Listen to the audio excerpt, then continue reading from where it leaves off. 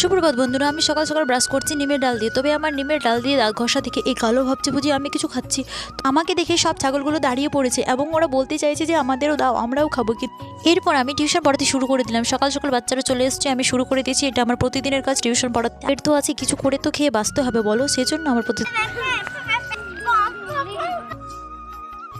এরপর রওনা দিলাম মাঠে। আজকে আমাদের জমিতে আলু পুড়বো আমরা। দেখো এখানে সবাই কাজে লেগে পড়েছে, মা বাবা দাদা বৌদি সবাই। আমি লাস্টে পড়ে গেছে। দেখো পুরো জমিতে আলু। আমাদের বেগুনের জমিতে হয়েছিল বেলুনের মতো ফল। এই বেলুনের মতো ফল আমরা প্রায় তরকারি করে রান্না করে খাই। তোমরা কি খাও? অবশ্যই কমেন্ট করে জানাও।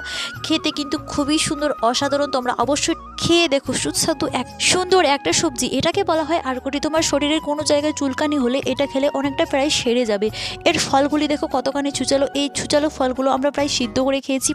এরপর পিতা মাতা আর কন্যা মিলে আমরা কথায় চললাম। তোমরা দেখতে থাকো, তবেই তো তোমরা বুঝতে পারবে যে আমরা কথায় যাচ্ছি। তোর বন্ধুরা, এইগুলো হচ্ছে ভুট্টার ফুল। তোমরা কি ভুট্টা চাষ করো? অবশ্যই কমেন্ট করে জানাও। কিন্তু আমাদের দিকে প্রায় ভুট্টা চাষ করা হয়। আজকে আমার ছোট্ট একটা ব্লগ তোমাদের কেমন লাগলো অবশ্যই কমেন্ট করে জানাও।